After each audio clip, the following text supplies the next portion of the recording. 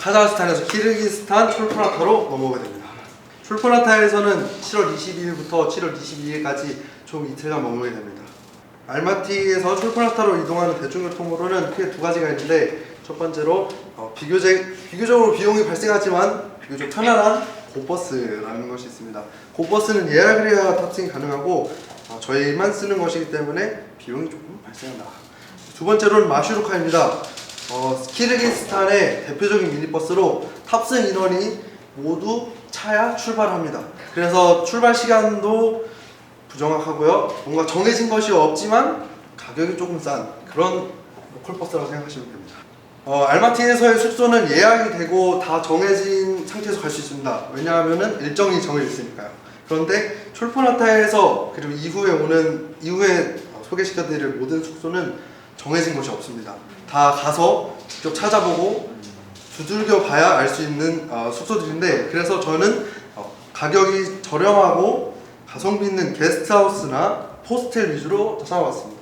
총 6개의 숙소들을 찾아봤고요. 이곳을 모두 방문하며 저희가 직접 비교를 하고 가장 좋은 것을 현장에서 찾아서 가게 됩니다.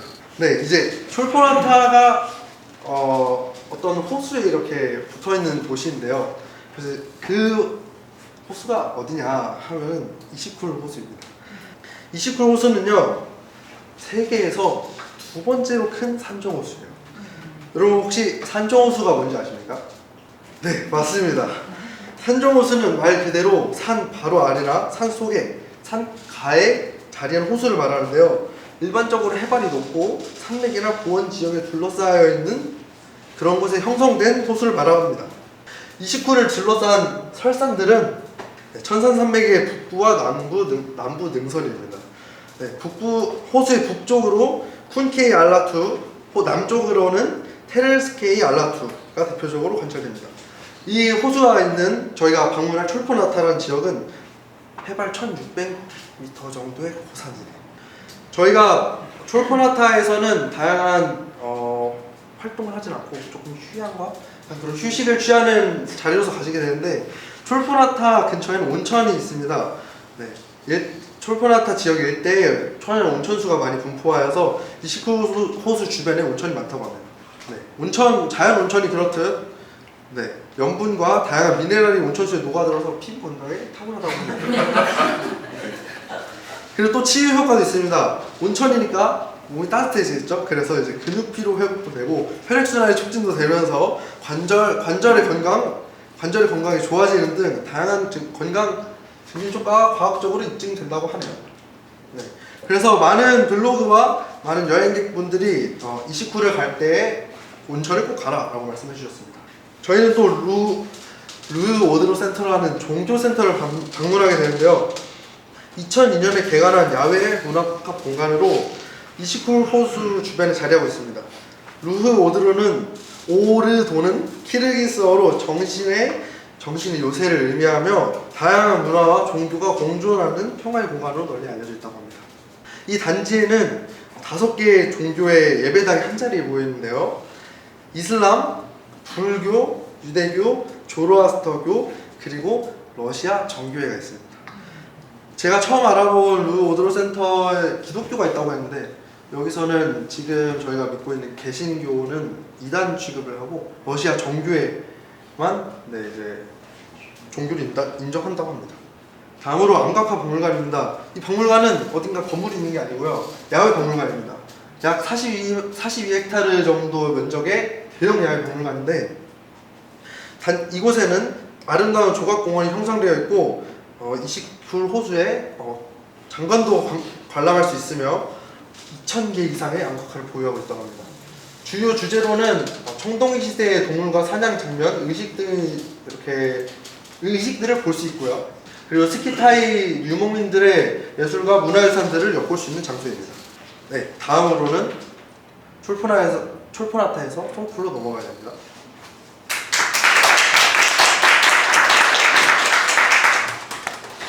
안녕하세요. 송쿨호수를 소개하게 된 한결이라고 합니다. 우선 송쿨호수는 7월 22일부터 24일까지 2박 3일의 일정으로 진행이 되는데요. 우선 목차로는 송크로스의 역사, 송크로스 문화, 주요 관광지 정리, 준비물 정리, 마지막으로 이동 순으로 발표를 이어가겠습니다. 우선 송크로스의 역사로는 고대 및 유목의 역사가 대표적입니다. 호수 주변 계곡에서는 스키타임 및 티르크 시대 등 초기 중앙아시아 유목민들이 남긴 고대 돌무덤, 쿠르간과 앙과카 등이 발견되어 오랜 역사를 증명한다고 합니다. 키르기즈스탄의 송크로스는 해발 3016m의 고산분지에 위치한 텐산 산맥의 부속이라고 합니다. 역사적으로 수천 년간 중앙아시아 유목민족들이 여름철 가축을 방목하던 핵심적인 생존의 터전이자 초기 유목 생활의 흔적과 고대 돌무덤, 무르군이 고스란히 남아있는 유서 깊은 장소라고 합니다. 송크로스의 문화는 대표적으로 4가지로 정리할 수 있겠는데요.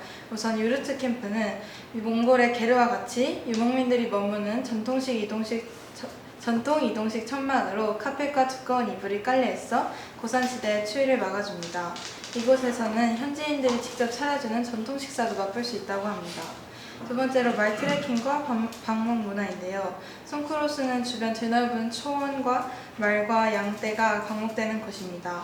유목민의 이동수단이자 삶의 동반인 말을 타고 초원을 둘러보는 승마 체험이 대표적이라고 합니다. 전통 식음료로는 유목민들의 주식인 부르속 전통빵과 말의 젖을 발효시킨 전통 음료 쿠미스를 마셔보며 유목민들의 식문화를 이해할 수 있고, 또 마지막으로 자연과 별 관측으로는 도시의 빛 공해가 전혀 없는 해발 3000m의 청정 고원지대로 밤하늘에 쏟아지는 은하수와 별을 감상하기에 최적의 환경이라고 합니다. 다음으로 주요 관광지로는 고대 앙과카와 브라나 타워, 유르트 등이 있는데요. 우선 고대 앙과카는 송크로스가 주변에는 고대 부족들이 돌에 새겨놓은 동물과 사냥 모습의 앙과카 유적이 남아있어서 이 지역에 아주 오래전부터 유목민들의 터전임을 증명해주는 것이라고 합니다. 브라나 타와로는 중앙아시아에서 가장 오래된 이슬람 미나레트 중 하나라고 하는데 11세기 카라한 왕조 시대에 번성했던 고대 실크로드 도시인 발라사군에 유일하게 남아있는 유적이라고 합니다. 마지막으로 유르트는 앞서 말씀해드린 이동식 천막인데요. 호수 북쪽과 남쪽 해안을 따라 여행자들을 위한 유르트 캠프가 흩어져 있는데 잔잔한 호수 너머로 해가 뜨고 지는 일출일몰 포인트이자 밤에는 은하수를 관측하는 거점이 된다고 합니다. 준비물로는 송크로스는 이시클 호수보다 더 높은 고산지대에 위치하고 있기 때문에 보온이 필요합니다. 그래서 침낭과 경량 패딩, 편안한 운동화, 그리고 약간 편의성이 떨어지는 지역이기 때문에 드라이 샴푸, 개인 세면도구, 대용량 보조 배터리, 고산병 약과 선크림, 생수, 상비약, 솜, 소액의 달러 등이 필요할 것 같습니다. 마지막으로 이동수단은 프라이빗 미니버스 대절하는 걸 강력 추천한다고 하는데 8명이 한 차로 환승 없이 가장 편하게 이동할 수 있는 방법이고, 차량 한 대 대절 기준 약 7,000솜에서 10,000솜 정도 비용이 든다고 하는데, 차량 종류는 큰 차량, 대형 차량 등을 대절할 수 있고, 예약 방법은 촐포나타 숙소 리셉션에 문의하거나 코치코르 현지 CBT 코치코르에 미리 연락하여 촐포나타 픽업 차량을 요청하는 방법이 가장 안전하다고 합니다. 이상으로 발표를 마치겠습니다. 안녕하세요. 비슈케크를 소개할 고원입니다. 목차는 이렇게 되고요. 저희가 일단 비슈케크에서 머물 기간은 24일에서 26일로 예정되어 있습니다. 그리고 저는 이 비슈케크는 키르기즈스탄의 수도인데요. 이 키르기즈스탄에 대해서 잠시 조금 설명해 드리도록 하겠습니다. 키르기즈스탄은 거친 자연에서 살아남아야 했기 때문에 공동체 의식과 손님 대접 문화가 매우 강한 유목민족이고요.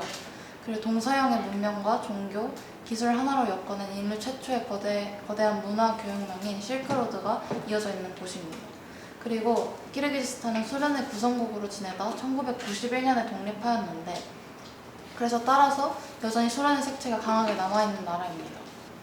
자세히 설명을 드리자면 일단 민족의 기원은 시베리아에서 살던 민족이었습니다. 그래서 몽골과 거란 등을 피해 남쪽으로 내려왔고 텐산 산맥에 정착하였습니다. 고산지대이기 때문에 다른 나라들이 쉽게 쳐들어오지 못해서 유목 문화가 형성되었고요. 순환 시대를 겪었습니다. 18세기에서 19세기에 코칸트 강국의 지배를 받았고 그 다음 러시아 제국이 코칸트 강국을 멸망시킨 후 러시아의 지배가 있었고 이때 러시아가 키르기즈인들을 잔인하게 탄압하였습니다.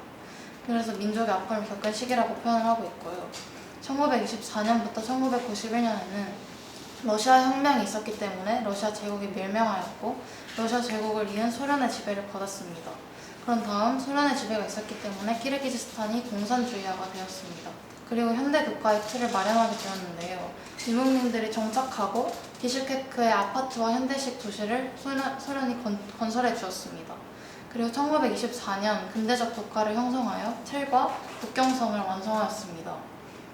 그리고 마침내 1991년 완전한 국가가 독립하여 주권을 획득하였고 그리고 1년 뒤인 대한민국과 수교를 하게 되었습니다. 그 다음엔 이제 에티켓에 대해서 간단히 소개해 드릴 텐데요. 먼저 현지인들을 존중하며 소통하는 방법에서는 두 가지가 크게 있습니다. 소련의 구성국이었기 때문에 소련 제국의 틀이 아직 남아있는데 그 틀에서 벗어나면서 저희가 대해주면 대자연에 대한 이제 독자적인 언어와 유목문화, 대자연에 대해 칭찬을 해주면 현지인들이 마음을 활짝 연다고 합니다. 그리고 러시아어 대신 키르기즈어로 다가가면 친밀감이 상승한다고 합니다. 다음으로는 교통에 대해 설명해 드릴 텐데요. 앞서 설명해 드렸듯이 공유 택시 앱 그리고 마르슈르트카 합승 택시가 있습니다. 공유 택시 앱은 도시 안에서는 이제 카카오 택시처럼 사용하는 저희가 쉽게 사용하는 카카오티 같은 스마트폰 택시 호출 앱이고 그리고 마르슈르트카는 중앙아시아의 미니버스이고 은강 선배가 설명해 주셨듯이 사람이 다 찰 때까지 기다렸다가 출발하는 살짝 유목민식 시스템입니다. 그리고 합승 택시는 모르는 사람과 나눠 타는 장거리 택시인데요. 주유비와 운전비를 n분의 1로 나누어 내는 개념이라 요금이 조금 합리적입니다. 그리고 저희가 이동할 경로는 크게 두 가지로 있습니다. 현재 가장 일반적인 방법인 경로 1을 보통 사용하게 될 것 같고요. 송콜호수에서 카자르트 고개를 넘어서 카자르트 마을 또는 포츠크루 마을을 또 넘어 A365 국도를 지나 비슈케크에 도착하는 방법 그리고 조금 두 번째 경로는 아름다운 풍경을 보면서 가는 경로인데 송콜호수를 지나서 테르케이 토르포크를 패스하고 메인 도로를 합류를 한 다음에 A365 국도를 지나 비슈케크에 도착하는 방법이 있습니다. 아마도 요금이 조금 더 합리적일 것 같은 일반적인 방법을 사용할 것 같습니다. 그리고 제가 알아본 숙소는 크게 세 가지가 있는데요. 세 곳 모두 15만 원 안팎이지만 각각에 조금씩 차이가 있습니다. 첫 번째 게스트하우스는 세탁기랑 거실 부엌이 있어서 송쿨에서 조금 고산지대이기 때문에 뭔가 어렵게 지낼 텐데 그때 옷을 잘 못 빨게 되었을 경우엔 세탁기를 사용할 경우가 많기 때문에 이곳을 선택하게 되었고요. 그 다음에 한국인 사장님이 운영하시는 숨카페가 있습니다.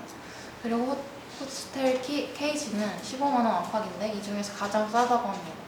그리고 저는 송쿨호수와 이시쿨호수가 고산지대여서 조금 고생을 할 터이기 때문에 방문한 방문지는 조금 덜 알아보았고 조금 쉼을 위해 그런 시간을 가졌는데 알라토 광장은 그 비슈케크의 자랑이라고 할 수 있는 광장이고 역사적, 문화적 그런 것을 많이 담은 광장이라고 합니다. 그리고 오시 바자르는 키르기즈스탄의 전통 시장이라고 합니다. 그리고 여기서 추가적으로 어머니를 통해 알게 된 선교사님을 만나 아마도 저녁 식사 등을 뭔가 대접받을 수도 있다라는 점을 통해 비용이 조금 줄어들 수 있다는 점도 있습니다. 감사합니다.